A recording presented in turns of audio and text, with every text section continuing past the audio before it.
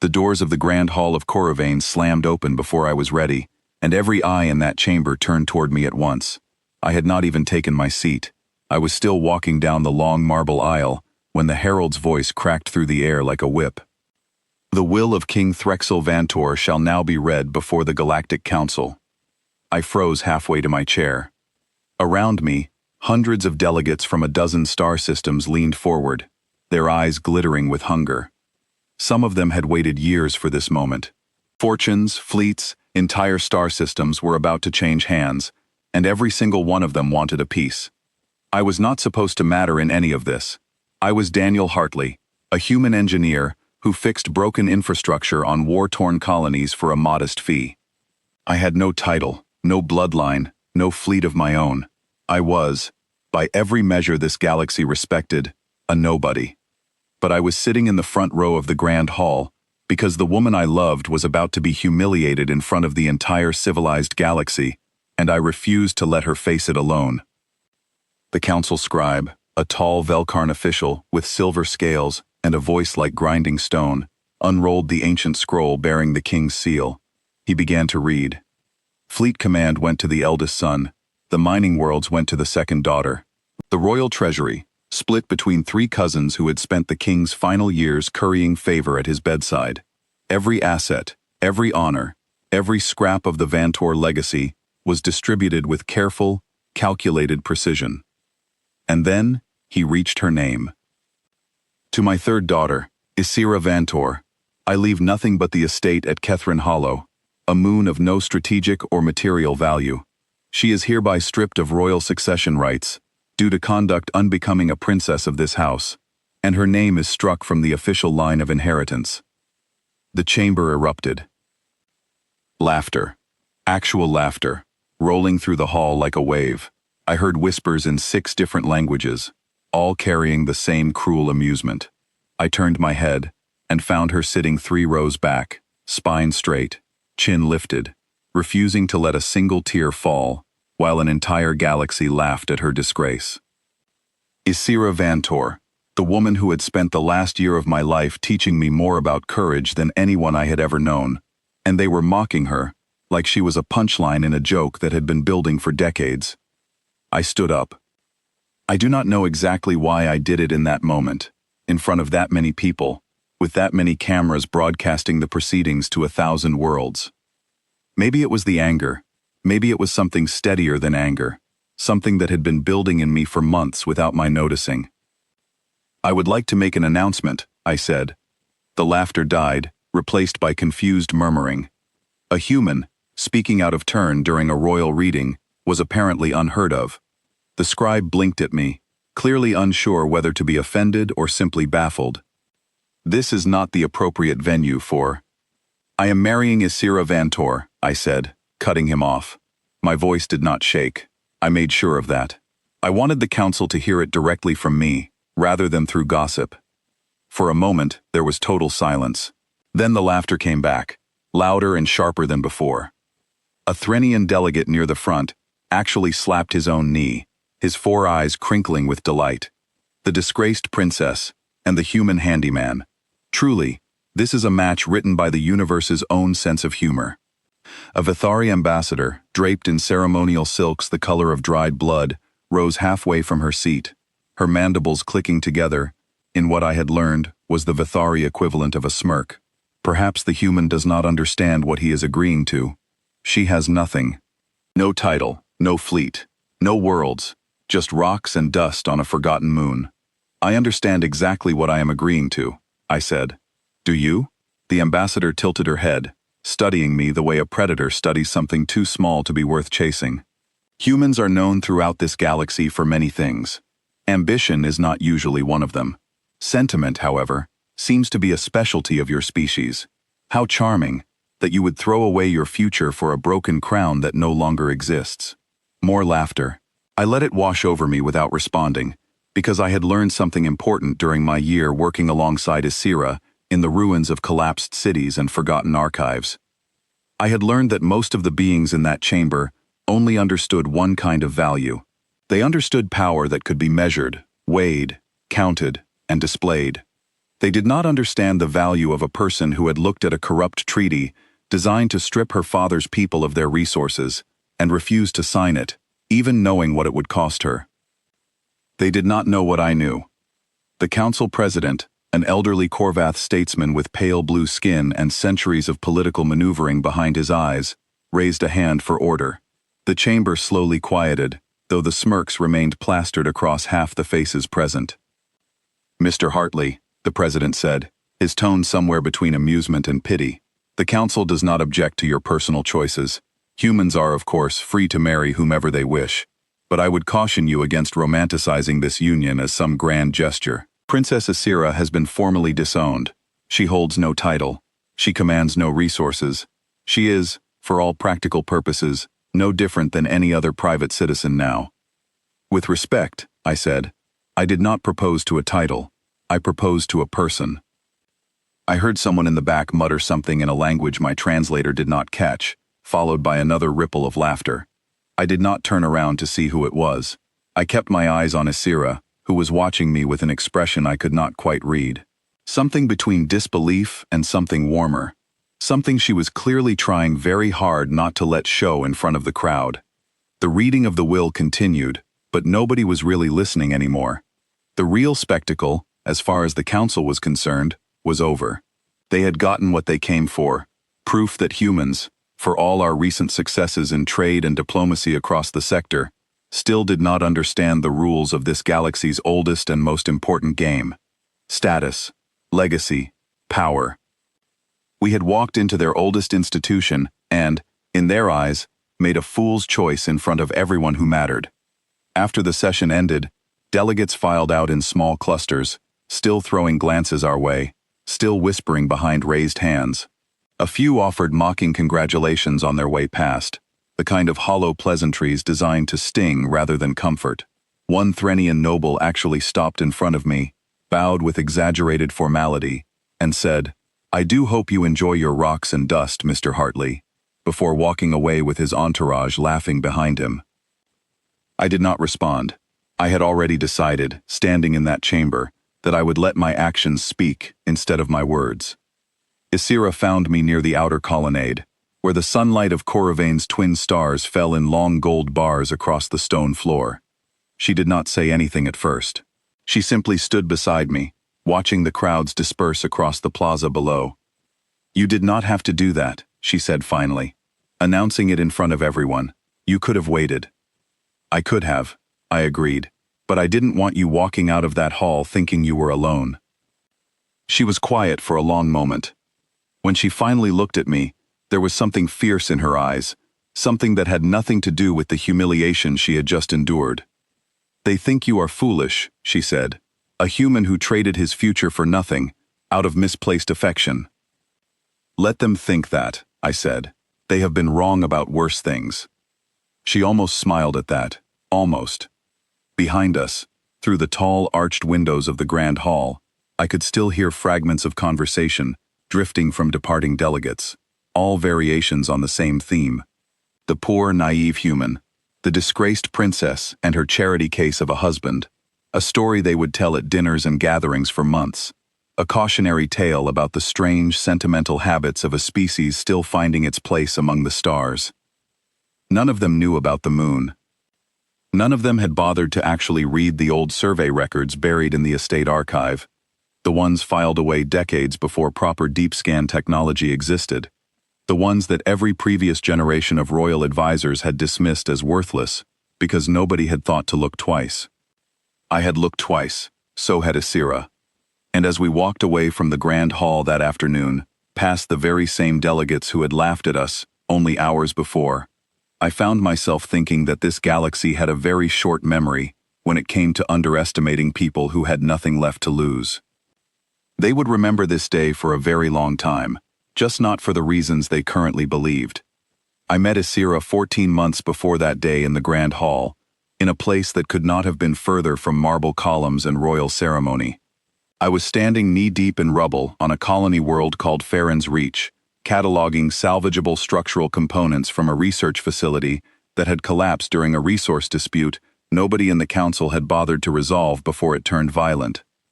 My job, at the time, was simple. Companies across several systems hired human engineering crews because we had a reputation for solving problems with limited resources and even more limited time. We were cheap, reliable, and willing to work in conditions most contractors from wealthier civilizations refused to touch. It was not glamorous work, but it paid. And it kept me moving from world to world, seeing more of the galaxy than most people from my home planet would ever experience. I noticed her before she noticed me. She was standing near the edge of the collapsed research wing, dressed in plain traveling clothes with no markings, no jewelry, nothing that would suggest royal blood. She was studying a stack of data tablets pulled from the wreckage, with an intensity that struck me as unusual for someone supposedly just passing through. "You are not with the survey team," I said, wiping dust from my hands as I approached. She glanced up, clearly startled that anyone had paid attention to her at all. "No, I am here on a personal matter." Most personal matters do not involve digging through the wreckage of a collapsed engineering facility. She studied me for a long moment, the way someone studies a puzzle they were not expecting to find. "You speak plainly. Most people I meet do not. I am an engineer. Plain speech tends to keep buildings from falling down." That earned the smallest flicker of a smile from her, gone almost as quickly as it appeared. She told me her name was Asira, nothing more, and that she was researching pre-collapse engineering records for a project related to her family's estate. She did not mention that her family happened to be the ruling house of an entire star system. I did not learn that particular detail until almost 3 weeks later, when a royal escort finally caught up with her, and I watched a dozen armed guards address a woman I had been sharing simple meals with as Your Highness. I remember the exact expression on her face when they arrived. Not relief, not comfort, something closer to exhaustion, the look of someone being pulled back into a role she had been trying, however briefly, to escape. I asked her about it later, once the guards had given us a moment alone. She told me, with a bluntness I had not expected from someone raised inside a royal court, that she despised almost everything about her position, not the responsibility, she was careful to clarify. She did not mind responsibility. What she despised was the constant performance, the endless calculation of appearances, the way every conversation in her father's court seemed to exist only to serve some larger political maneuver. "They do not want a daughter," she told me. "They want a symbol, something to place on a chessboard." I did not fully understand what she meant until months later, when the real reason for her disownment finally came to light. The council, it turned out, had been quietly pressuring King Threxil for years to sign what they called a resource stabilization agreement, a treaty that sounded, on paper, like an ordinary trade arrangement between the Vantor systems and several larger galactic powers. In practice, it was something closer to extraction, dressed up in diplomatic language. The agreement would have granted permanent mining and harvesting rights across several of the king's outer territories, in exchange for what amounted to token compensation and vague promises of future protection. King Threxil, aging and increasingly dependent on the council of advisors who had their own interests tangled up in the deal, was prepared to sign. Asira was the only member of the royal family who read the full document before the signing ceremony. She was the only one who noticed the clause buried deep in the appendices, the one that quietly transferred long-term sovereignty over mineral rights to a consortium of council-aligned trading houses, effectively locking her father's people into generational debt disguised as partnership. She refused to stand beside him during the signing. She refused to lend her public support to a treaty she believed would strip her people of their future for the benefit of others. When her father demanded she reconsider, she went further. She quietly leaked details of the hidden clause to independent journalists across 3 systems, causing enough public outcry that the signing was delayed indefinitely. Her father never forgave her for the embarrassment. She told me all of this one evening, months into our friendship, sitting on the edge of a rooftop terrace overlooking a rebuilt section of Farron's Reach that our crew had spent weeks restoring. She told me plainly, without dramatics, the way she told me most things. But I could hear, underneath the steady tone, just how much the estrangement from her father had cost her. "I do not regret what I did," she said. "I would do it again, but I am tired of being punished for refusing to betray people who trusted my family." I did not have a clever response for that. I simply sat beside her, in silence, until the twin moons of that world rose fully over the horizon. It was around that same time that I began paying closer attention to the estate she had inherited, or rather, the estate she had been left with after everything else was stripped away. Catherine Hollow, the moon mentioned so dismissively in the will, orbited one of the smaller planets in the outer Vantor system. It had been the site of an old family retreat generations ago, long since abandoned. Once better, more comfortable worlds became available to the royal family. The official survey records for Catherine Hollow were ancient by galactic standards, conducted using scanning technology that predated most modern mineral detection methods by well over a century. Nobody in the current royal court had bothered to update those records, because nobody believed there was anything worth updating them for. The moon was considered a dead asset, sentimental at best, worthless at worst. I only started questioning that assumption because of my engineering background, not because I suspected anything grand at first. I had spent years working with geological survey data as part of my reconstruction projects, and something about the old Catherine Hollow readings struck me as incomplete rather than conclusive. The scans stopped at a depth that modern equipment would have pushed through easily. It was not evidence of anything.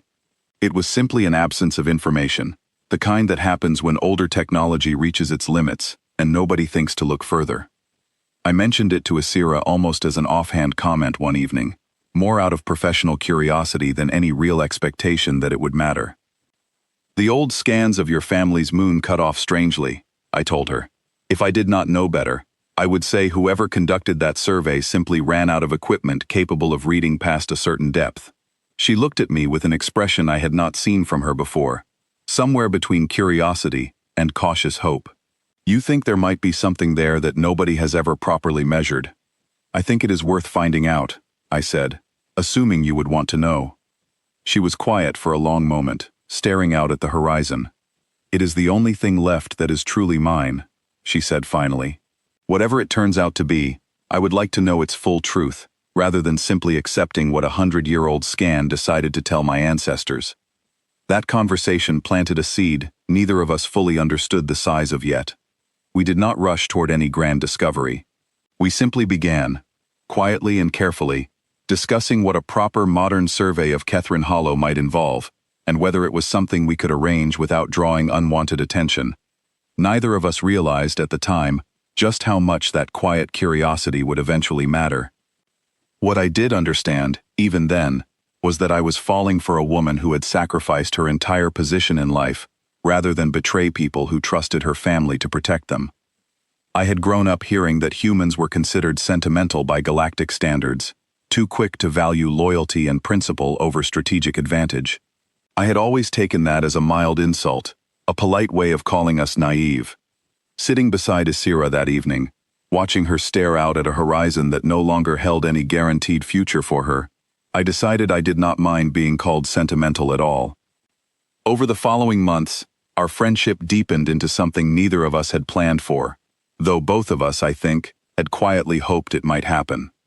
She taught me things about political maneuvering and court etiquette that no engineering job had ever required me to know. I taught her, in turn, about the strange, stubborn optimism that seemed to run through so much of human culture, the belief that circumstances could always be rebuilt, that a collapsed structure was simply an invitation to design something better. We did not discuss marriage until nearly a year later, and when I finally asked her, it was not in some grand romantic setting. It was on a supply transport heading toward Farron's Reach, both of us exhausted after a long week of survey preparation work, sitting across from each other with cups of lukewarm tea between us.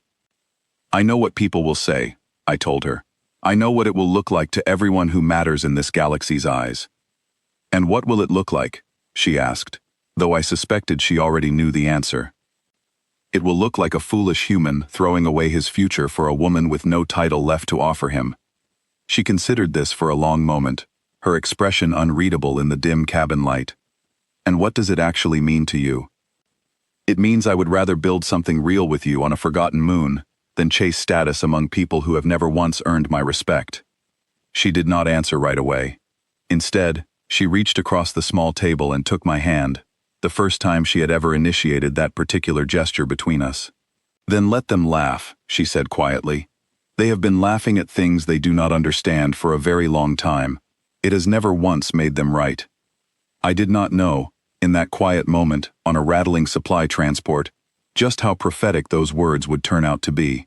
I only knew that whatever the galaxy thought of our choice, I had never felt more certain of anything in my life. The formal proposal happened 2 months later, in private, long before the council ever knew our names belonged together. By the time the will was read in the Grand Hall of Coruvane, Isira and I had already decided, quietly and firmly, that whatever the galaxy thought of us, we intended to build a life on that supposedly worthless moon, survey its secrets properly, and discover, once and for all, what her ancestors had left buried and unexamined for over a century. We simply had not expected to discover it while an entire galaxy was still busy laughing at us. The weeks following the reading of the will were, in many ways, harder than the reading itself. A single moment of public humiliation is easy enough to endure, because it passes. What followed instead was a slow, grinding drizzle of contempt that seemed to follow us everywhere we went, across Coruvane and the neighboring court worlds. Invitations still arrived, because etiquette among the ruling houses demanded a certain baseline of civility, even toward people considered beneath notice. We were included in gatherings, receptions, and formal dinners, not because anyone particularly wanted our company, but because excluding us entirely would have been seen as a breach of manners severe enough to reflect poorly on the host. I quickly learned that being tolerated was, in some ways, worse than being ignored.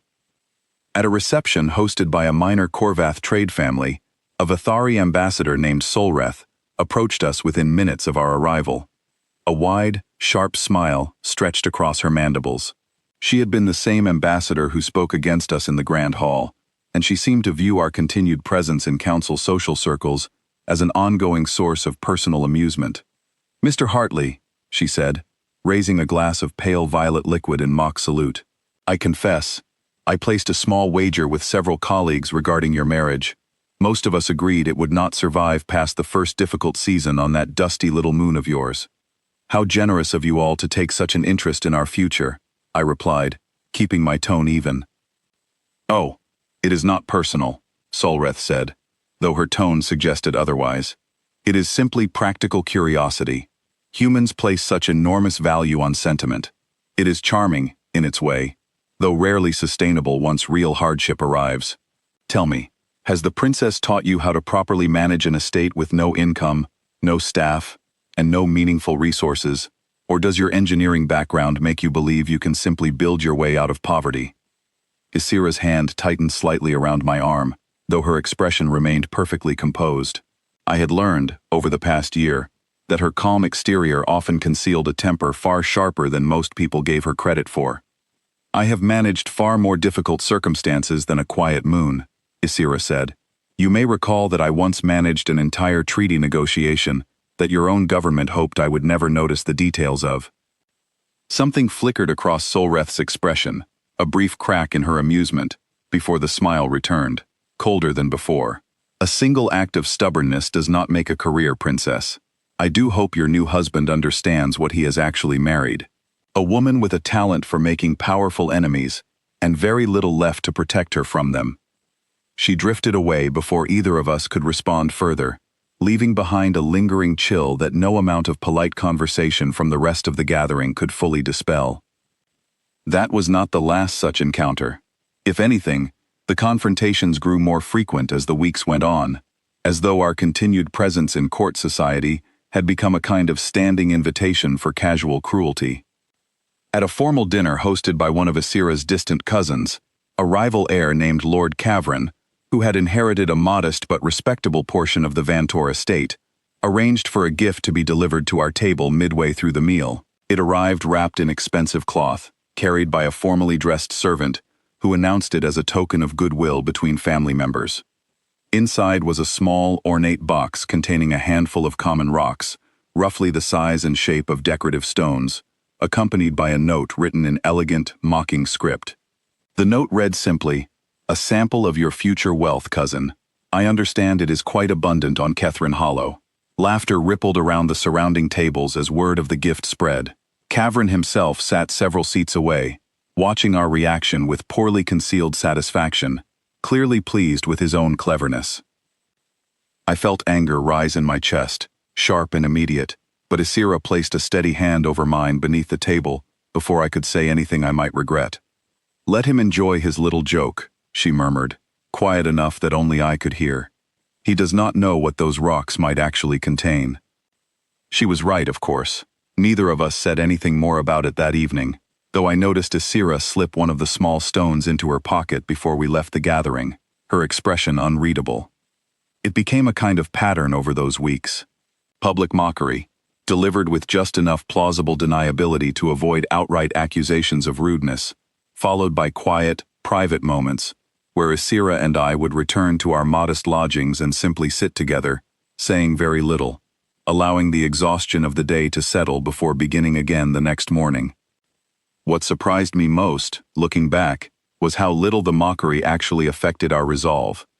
If anything, it clarified something important for both of us.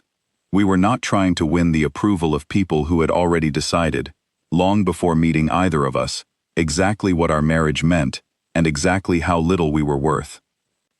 We were building something else entirely.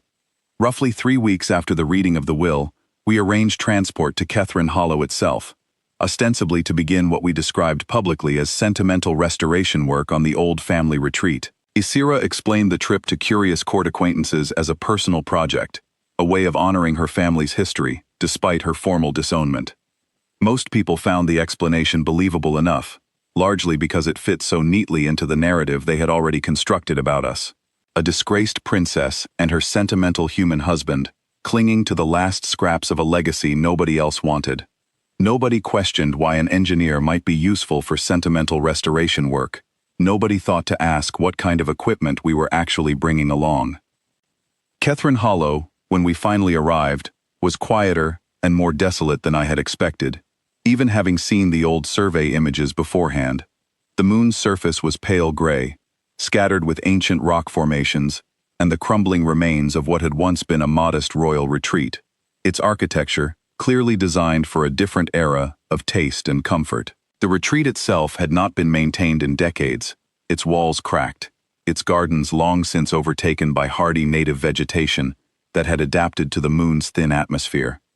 Isira walked through the ruined halls slowly, running her fingers along cracked stone that had once, generations ago, sheltered ancestors she had never met. I gave her space during those first quiet hours, understanding that this was not simply a survey mission for her. It was a return to something that had once belonged to a family that no longer entirely claimed her. Once she was ready, we began the real work. I had spent the previous weeks quietly arranging for modern deep-scan survey equipment to be shipped in modest, unremarkable crates, disguised among ordinary restoration supplies. The equipment itself was not cutting-edge by Galactic standards, but it was significantly more advanced than anything used during the original survey a century earlier. It was enough, I hoped, to finally answer the question that had been nagging at me since that first offhand comment on a rooftop terrace on Farron's Reach. Setting up the survey grid across the moon's surface took several days of careful, exhausting work. Isira proved far more capable with technical equipment than her royal upbringing might have suggested, quickly learning to calibrate sensors and interpret preliminary readings alongside me. I found myself, more than once, simply watching her work with quiet admiration, struck by how naturally she adapted to circumstances that would have overwhelmed most people raised inside the sheltered walls of a royal court.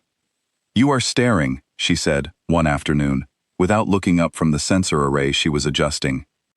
"I am appreciating," I corrected. She allowed herself a small, genuine smile, one of the few I had seen since the reading of the will. "Focus on your work, Daniel. Appreciation can wait until after we understand what this moon is actually hiding." We worked in relative isolation for nearly 2 weeks, our only contact with the wider galaxy coming through occasional supply deliveries and brief messages from the handful of people who still treated us with basic decency. My old crew from Farron's Reach checked in periodically, offering quiet encouragement without asking too many questions about what exactly we were doing on a supposedly worthless moon. The isolation, strange as it sounds, became one of the most peaceful periods of my life. Away from the constant performance of court society, away from the mocking glances and whispered insults, Isira and I settled into a rhythm that felt, for the first time since I had known her, entirely her own choice, rather than a role imposed upon her by circumstance. We ate simple meals together in the crumbling retreat's old kitchen, repaired where we could, and improvised where we could not. We spent evenings reviewing preliminary survey data, cross-referencing it against old family records Asira had managed to preserve from the estate archives before her disownment. We talked, during those long quiet evenings, about things that had nothing to do with treaties or inheritance, or galactic politics. Small things, memories from her childhood before the constant political maneuvering had consumed her family. Stories from my own life, before I had left my home planet to seek work among the stars. It was during one of those evenings, roughly 10 days into our survey work, that the first meaningful anomaly appeared in our readings. The deep scan sensors, positioned across a wide section of the moon's southern hemisphere, picked up a dense mineral formation, buried well below the depth the original century-old survey had ever reached. The formation's composition readings were unusual enough that I ran the analysis twice, assuming some kind of equipment malfunction. The readings held steady both times. I called Asira over to the small monitoring station we had set up in the retreat's old study, my hands unsteady with an excitement I was trying hard to keep in check. She studied the readings for a long moment, her expression carefully neutral in the way I had learned meant she was processing something significant. "What exactly are we looking at?" she asked quietly. "I am not certain yet," I admitted. "The composition signature is dense, consistent, and spread across a significant portion of the survey grid. I would need to run additional scans to confirm the full scope, but if these initial readings hold up, this is not a minor deposit." She was quiet for a long moment, staring at the data on the screen in front of us. "My father's advisors dismissed this moon as worthless for over 100 years, she said finally. An entire dynasty of scholars and surveyors, and not one of them thought to look deeper than the technology available at the time allowed. Old assumptions are dangerous things," I said, "especially when nobody has reason to question them." She looked at me then, something complicated moving behind her eyes. Not quite hope, not yet. Something more cautious, tempered by years of watching plans and expectations collapse under the weight of political maneuvering she could not control. "We need to be certain," she said, "absolutely certain, before we allow ourselves to believe this means anything. I have watched too many people in my family build entire strategies on assumptions that later proved false. I do not intend to repeat their mistakes." I agreed with her completely, and over the following days, we expanded the survey grid across the moon's entire surface, working carefully and methodically to confirm the initial findings without drawing any outside attention. It was slow, exhausting work, made more difficult by the need for absolute discretion. We could not risk word reaching the wrong ears before we fully understood what we had found, and, more importantly, before we understood exactly what legal standing Asira held over the discovery. That question, the legal standing of her claim, became the subject of long evening discussions between us, as we tried to anticipate every possible challenge that might arise once the truth eventually came to light. The will had been explicit in stripping Asira of royal succession rights, but it had also explicitly granted her sole ownership of the Kethrin Hollow estate, moon and all, with no conditions attached beyond the estate's formal designation as having no strategic or material value. That designation, I began to realize, might prove far more significant than anyone in the council had ever intended. If the moon had been formally surveyed and found valuable at the time the will was written, the council would almost certainly have intervened, either preventing the bequest entirely or attaching conditions designed to funnel any future resources back toward the wider Vantor estate and its council-aligned obligations. But because the moon had been dismissed as worthless, based on outdated survey data that nobody had bothered to update, the bequest had passed to Asira cleanly, with no strings attached and no oversight conditions whatsoever. In their haste to humiliate her, in their eagerness to strip her of everything meaningful while publicly congratulating themselves on their own cleverness, the drafters of the will had inadvertently handed her something they never intended her to have: full, unconditional ownership of whatever the moon actually contained. I began, during those quiet evenings, to research the relevant legal precedents governing inheritance claims across council territory. cross-referencing them against the specific language used in King Threxel's will. It was slow, careful work, made more complicated by the fact that neither of us wanted to consult any outside legal counsel until we were certain the discovery itself was real and substantial enough to warrant the risk. We were, in effect, building an entire legal and strategic foundation in near-total secrecy on a moon everyone believed held nothing of value, while an entire galaxy continued to mock our supposed foolishness from a comfortable distance. There were moments, during those weeks, when the isolation and the weight of what we were attempting pressed down heavily on both of us. Isira, in particular, carried a quiet fear that I recognized but rarely addressed directly, the fear that even if the discovery proved real, some new obstacle would inevitably arise to strip it away from her, the way everything else had eventually been stripped away. "They have taken everything from me before," she admitted one evening, staring out at the pale gray landscape beyond the retreat's cracked windows. "My title, my place in my own family, my father's trust. What makes this different?" I considered the question carefully before answering, wanting to give her something more honest than empty reassurance. "This is different because it is legally yours, cleanly and completely, in a way nothing else ever was," I said. "Your title was always something granted by other people's approval. This moon is something they gave away by accident, dismissing it as worthless. They cannot simply reverse that decision once the truth is known, not without exposing exactly how badly they underestimated you." She considered this for a long moment, then reached over and took my hand, the same gesture she had first offered on that rattling supply transport nearly a year earlier. "I hope you are right, Daniel." "I intend to make certain of it," I told her. By the end of our third week on Kethrin Hollow, the survey data had confirmed what the initial readings suggested. The deposit was extensive, consistent across nearly a third of the moon's surface, and composed of a mineral compound that, based on current galactic market conditions, was in significant demand across multiple industries, from advanced energy systems to long-range communications infrastructure. It was not simply valuable. It was, by conservative estimate, one of the largest untapped deposits of its kind discovered in that sector of the galaxy in over a decade. We sat together that final evening in the old family retreat, surrounded by data screens displaying the full scope of what we had found, and said very little for a long time. There was a strange kind of quiet satisfaction in that silence, the kind that comes after months of careful, patient work finally beginning to bear fruit. "They laughed at us in that hall," Isira said eventually, breaking the silence. "They did," I agreed. "They will not be laughing much longer." I looked at her, at the quiet determination settling across her features, and felt something steady and certain take root in my chest.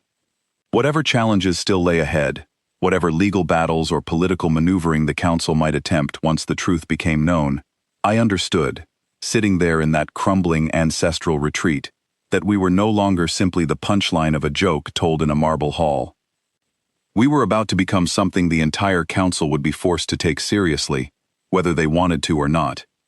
Word travels quickly in a galaxy built on gossip and status, even when the people at the center of a story try their best to keep it contained. I do not know exactly how the first rumors began leaking out of Kethrin Hollow. Perhaps a supply transport worker mentioned the unusual amount of survey equipment being delivered to a supposedly worthless moon. Perhaps someone noticed the frequency of our private communications with a mineral assay office, based on a neutral trade world, one we had carefully chosen, specifically because it operated outside direct council oversight. Whatever the source, by the time we returned to Corivane to formally establish Isira's legal claim, the whispers had already started. I noticed it first in the subtle shift of tone among court acquaintances who had previously treated us with dismissive amusement. The mockery had not disappeared entirely, but it had grown noticeably more cautious, laced with an undercurrent of curiosity that had not been there before. People who once barely acknowledged our presence at gatherings now found excuses to strike up conversation, asking careful, probing questions about our time on Kethrin Hollow, framed casually enough to seem like polite interest, rather than the fishing expeditions they clearly were. Isira handled these encounters with a composure I found myself continually impressed by. She gave away nothing, deflecting every probing question with vague, pleasant answers about sentimental restoration work and family history, all while maintaining an expression that revealed absolutely nothing of what we actually knew. We had, by that point, secured a formal mineral assay report from an independent, reputable firm operating outside council jurisdiction, confirming the full scope and value of the deposit beneath Catherine Hollow. We had also spent considerable time working alongside a discreet legal consultant recommended to us by one of the few people in court society who had never joined in the mockery, carefully reviewing every clause of King Threxel's will and cross-referencing it against the full body of inheritance law governing the Vantor systems. The consultant, an older Korvath jurist named Halvin, who had grown quietly disillusioned with the council's increasingly transactional approach to interstellar law, confirmed what we had suspected from the beginning. The bequest is airtight, he told us, during a private meeting in his modest office, away from the main court district. The will grants Princess Isira full, unconditional ownership of the Catherine Hollow estate, including all natural resources contained within its boundaries. There is no clause reserving mineral rights, no clause requiring council approval for resource extraction, and critically, no clause allowing the will to be amended based on a change in the estate's assessed value after the fact. Whatever this moon contains, it belongs to her, completely and legally, regardless of how badly the drafters of this document underestimated its worth. And if the council attempts to challenge that ownership? Isira asked. Halvin allowed himself a small, dry smile. They would need to prove the will was improperly executed, which would require them to admit publicly that their own legal officers failed to properly survey an estate before finalizing a formal inheritance document. Given how thoroughly this proceeding was broadcast and documented, such an admission would be, shall we say, professionally embarrassing for a great many powerful people. That conversation marked the turning point, the moment when careful, quiet preparation gave way to careful, deliberate action. We did not rush to make a grand public announcement. Instead, working closely with Halvin, we began the methodical process of formally registering the mineral claim through proper legal channels, filing the necessary documentation with the same bureaucratic institutions that had spent years complicating far simpler matters for people with far less legitimate claims. It was slow, tedious work, but it was work designed to make our position as legally unassailable as possible before the truth became public knowledge.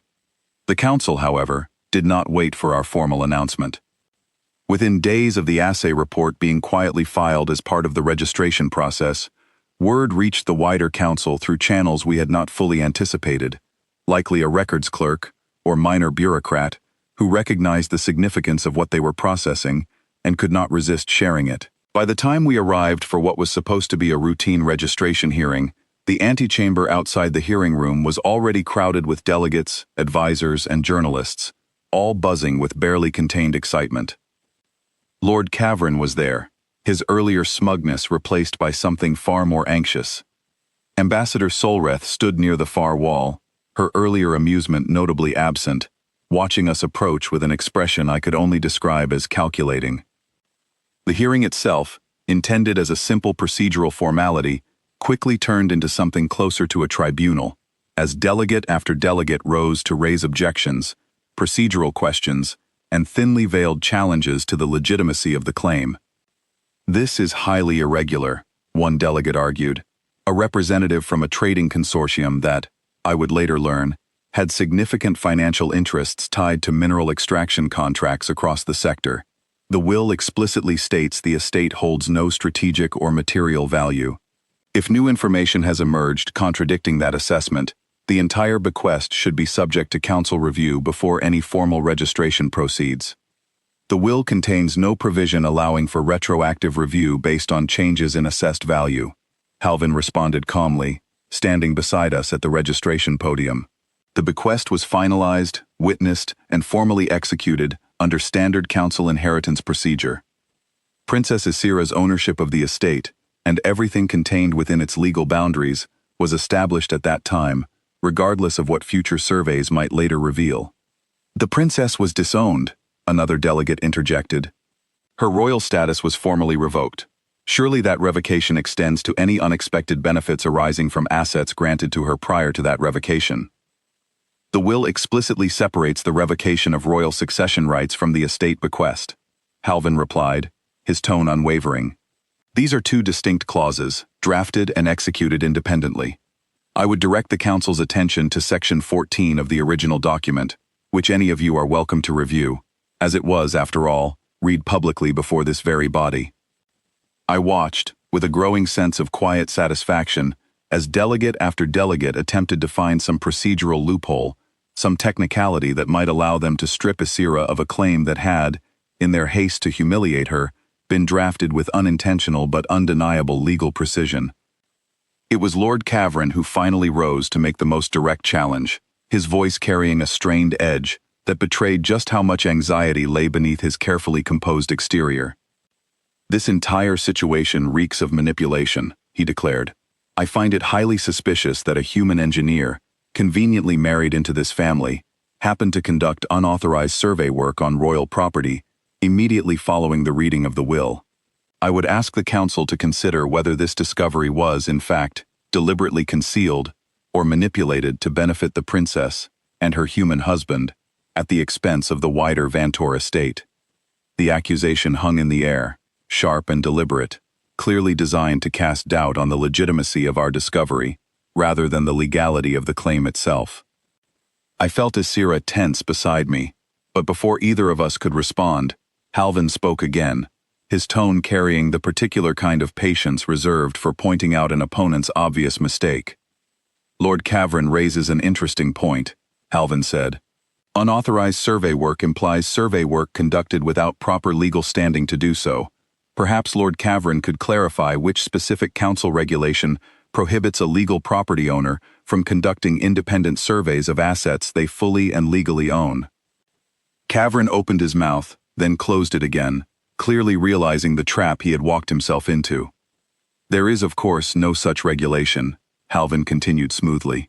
"Property owners across every system governed by council law retain full rights to survey, assess, and develop assets within their legal ownership, provided they comply with standard environmental and safety guidelines, which we have thoroughly documented compliance with throughout this process.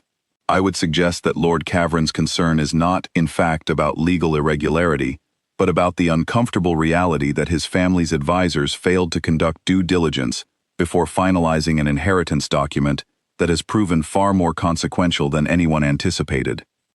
A ripple of uncomfortable murmuring moved through the chamber.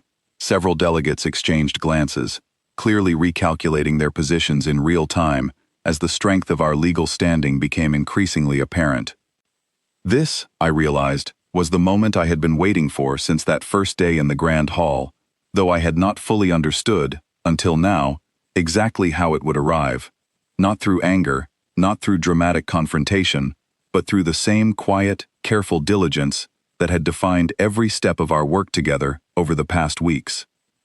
The council president, the same elderly Korvath statesman who had spoken to me with such condescending patience on the day of the will's reading, finally rose to address the chamber directly. "Mr. Hartley," he said, his tone noticeably more measured than before, "it seems your earlier statement carried more weight than this council initially credited it with. You stated, quite plainly, that you did not propose to a title. May I ask what, exactly, you understood about this estate when you made that choice?" I felt every eye in the chamber turn toward me, the same weight of attention I had felt during that first mocking laughter weeks earlier, though the atmosphere now carried something markedly different: curiosity, calculation, and in more than a few faces, the early stirrings of genuine respect. "I understood exactly what everyone in this room understood," I said, "that the will described this estate as having no strategic or material value. I simply happened to have an engineering background that made me curious enough to question a survey conducted with technology more than a century out of date. Princess Asira and I did not manufacture a discovery. We simply looked more carefully at something everyone else had already decided was not worth their attention." "And you believe this discovery entitles the princess to full, unrestricted ownership, despite her formal disownment?" the president pressed. "I believe the will already grants her that ownership," I replied. "We are not asking this council for anything beyond what was already legally established the day this document was read aloud. We are simply asking that the council honor its own procedures, the same procedures every delegate in this chamber has relied upon countless times to protect their own family's inheritance claims. The silence that followed stretched long enough that I could hear the faint hum of the chamber's environmental systems, the small, mechanical sound that had been entirely drowned out by laughter and mockery during our first appearance in that very hall. The president studied us both for a long moment, his expression unreadable, before finally speaking again. "This council will require time to formally review the documentation presented today," he said. "However, I will state for the record that Halvin's legal argument appears sound, and this body has no standing basis, at present, to challenge the validity of the original bequest. It was not a full victory, not yet, but it was, unmistakably, a shift in the tide, and everyone in that chamber understood exactly what it meant. As the hearing adjourned and delegates began filing out, the atmosphere carried none of the confident, dismissive amusement from our first appearance. Instead, I watched small clusters of advisors and representatives huddle together, already beginning the frantic calculations of how to reposition themselves in light of this unexpected reversal. Ambassador Solreth approached us on her way out, her earlier sharpness replaced by something more careful, more calculating. "It seems I owe you both a reconsideration of my earlier assessment," she said, her tone giving away nothing of what she truly thought behind the words. "Perhaps sentiment and strategy are not as incompatible as I once believed. Perhaps you simply underestimated us," Isira replied evenly. "It would not be the first time this council has made that particular mistake." Solreth's mandibles clicked together, in something that might have been the beginning of genuine respect, or might simply have been careful political recalculation. She said nothing further, offering only a brief, formal nod before departing. Lord Cavern left without a word to either of us, his expression carefully composed, but his posture betraying the tension of a man who understood, better than most in that chamber, exactly how much he now stood to lose. I found myself, standing there in the emptying hearing room beside Isira, thinking back to that first day, to the laughter that had followed us out of the grand hall, to the small ornate box of mocking stones delivered to our dinner table, to the countless small cruelties we had endured over the preceding weeks. None of it disappeared in that single hearing. The council's formal review would take additional weeks, and I suspected there would be further attempts, some subtle, some less so, to challenge or complicate our claim before the matter was fully settled. But something fundamental had shifted, unmistakably, in that room. We were no longer simply the punchline the entire galaxy had decided to laugh at. We had become something they were now forced to reckon with. The formal review took nearly 6 weeks, during which the balance of power around us shifted in ways I found almost dizzying to witness. Delegates who had once treated us with open contempt now sent careful, formally worded messages requesting private meetings. Trading houses that had ignored our existence entirely suddenly expressed interest in establishing early partnerships. Even Lord Cavern, in a move that surprised no one more than himself, sent a stiff but genuine message acknowledging that his earlier accusations had been made in haste, without the full facts available to him at the time. Isira read that particular message twice before setting it aside without comment. I did not push her to respond to it. Some wounds, I understood, deserved time before any kind of reconciliation, however small, could be considered. What mattered more, during those 6 weeks, was the work we did together to decide exactly what kind of future we wanted to build, now that the question of Kethrin Hollow's value had been formally, undeniably settled. It would have been easy, I think, for either of us to fall into the same patterns that had defined so much of galactic politics for generations. We could have leveraged the mineral deposit to negotiate our way back into royal favor, seeking reinstatement of Isira's succession rights, perhaps even angling for influence within her father's court, using the very leverage that had been handed to us, however accidentally, by people who had underestimated us. We discussed that possibility exactly once, during a quiet evening back on Kethrin Hollow, sitting together in the retreat we had slowly begun restoring in earnest, now with proper resources and a small team of workers we had personally hired, rather than relying on royal patronage. "I could seek reinstatement," Isira said, turning the idea over carefully, testing its weight. "The council would likely support it now, given the circumstances. My father might even welcome it, considering what this discovery means for the wider Vantor estate's future prosperity. Do you want that?" I asked her, careful not to let my own preference color the question. She was quiet for a long moment, staring out at the pale gray landscape beyond the retreat's newly repaired windows, the same view she had studied so intently during our first exhausting weeks of secret survey work. "No," she said finally, with a certainty that seemed to settle something long unresolved within her. "I do not want to return to a position where my value is measured by what I can be used for. I spent my entire life inside that system, watching every relationship, every alliance, every conversation reduced to calculation. I do not wish to build our future on that same foundation, regardless of how much leverage we now hold." "Then what do you want?" I asked. She turned to look at me, something clear and unwavering settling behind her eyes. "I want sovereignty, not reinstatement into my father's court, but recognition of Catherine Hollow as my own territory, governed by my own choices, free from council interference beyond the standard trade agreements any independent system would be expected to honor." It was an ambitious request, more ambitious in some ways than simply seeking reinstatement would have been, but as we discussed it further over the following days, carefully working through the legal and political implications with Halven's continued guidance, I began to understand exactly why it mattered so much to her. Reinstatement would have meant folding back into a system that had already discarded her once, the moment her principles became inconvenient. Sovereignty meant something entirely different. It meant control. It meant the ability to build something according to values she actually believed in, rather than values imposed upon her by a court that had never truly valued her judgment in the first place. I found myself, more than once during those discussions, thinking back to the mocking laughter that had followed us out of the grand hall on that very first day. The council had seen a disgraced princess and a foolish human, throwing away status and opportunity for the sake of sentiment. They had never once considered that we might build something entirely outside their existing framework of value, something that did not require their approval to matter. The formal negotiations for Catherine Hollow's sovereign status began roughly 2 months after the initial hearing, conducted in a much smaller, far less theatrical setting than the Grand Hall.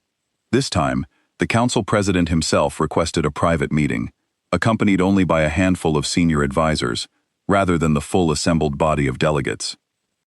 "You understand," the president said, during that first private session, "that granting sovereign status to a territory of this size sets a significant precedent.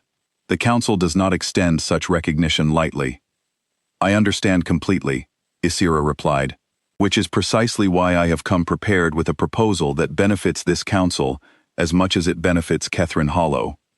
She laid out, with a precision and confidence I had watched her carefully develop over the preceding weeks, a detailed framework for fair trade agreements governing the mineral resources beneath the moon's surface.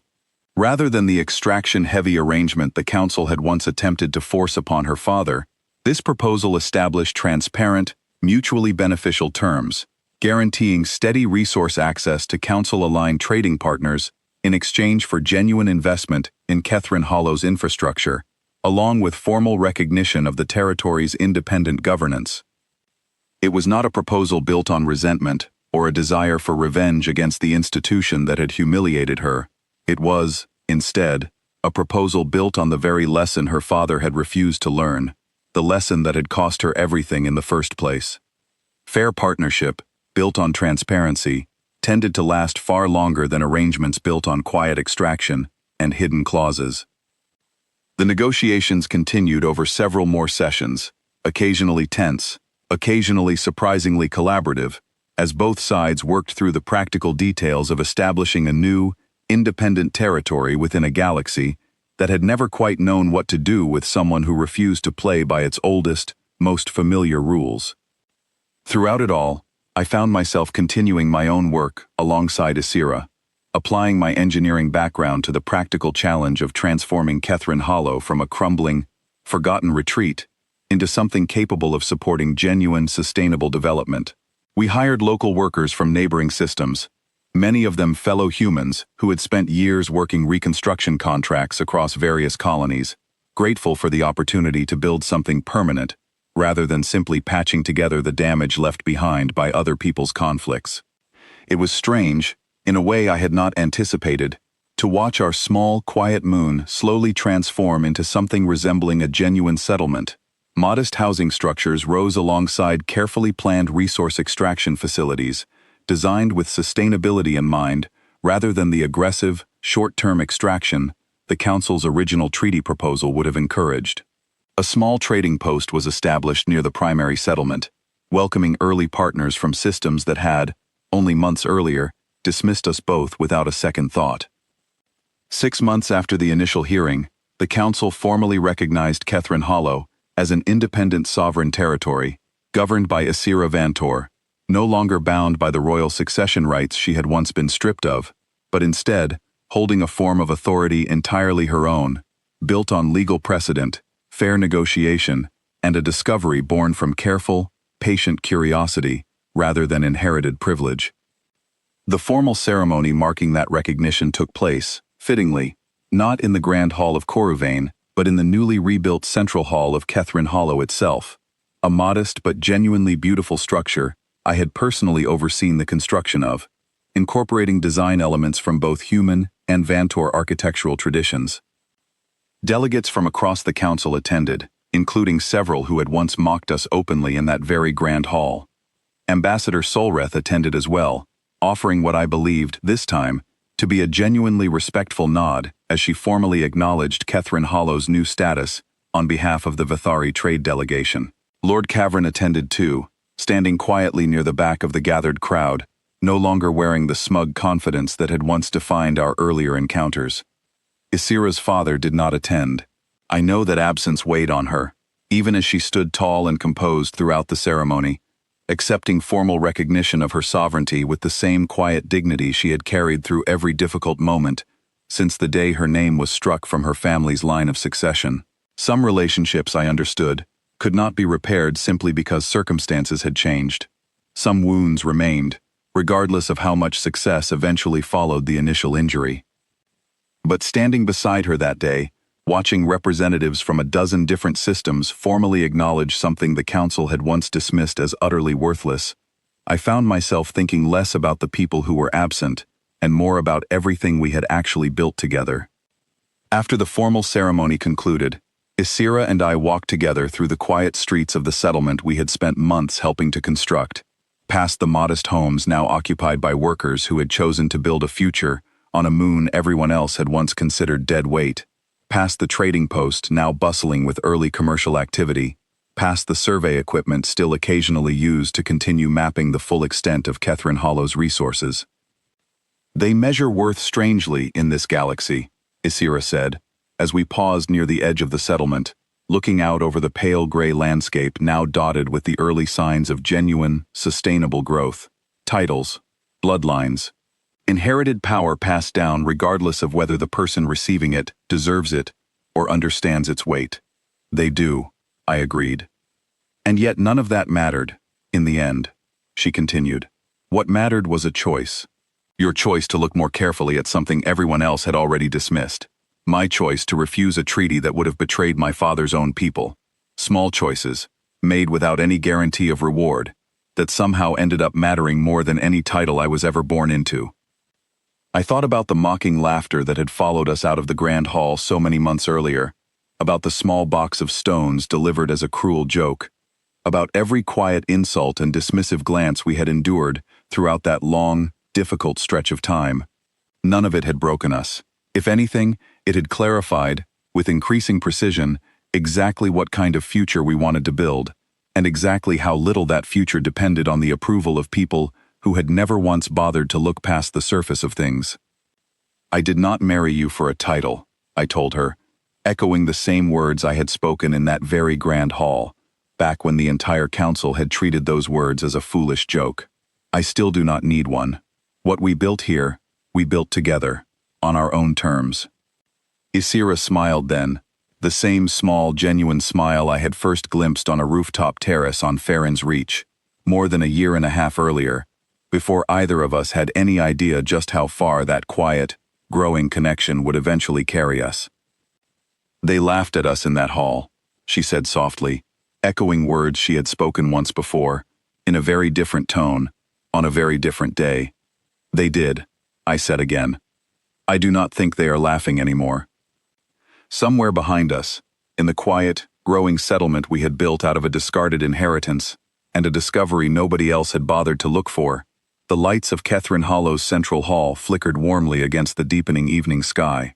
It was not a grand palace. It was not a seat of galactic power, measured in fleets or territories or ancient bloodlines. It was simply ours, built on choices rather than inheritance, on partnership rather than performance, on the quiet, stubborn belief that value could be found in places an entire galaxy had already decided were not worth a second glance. And for the first time since that mocking laughter had first echoed through the grand hall of Coruvane, I understood, with complete and settled certainty, that we had never actually lost anything at all. We had simply been waiting for the rest of the galaxy to catch up.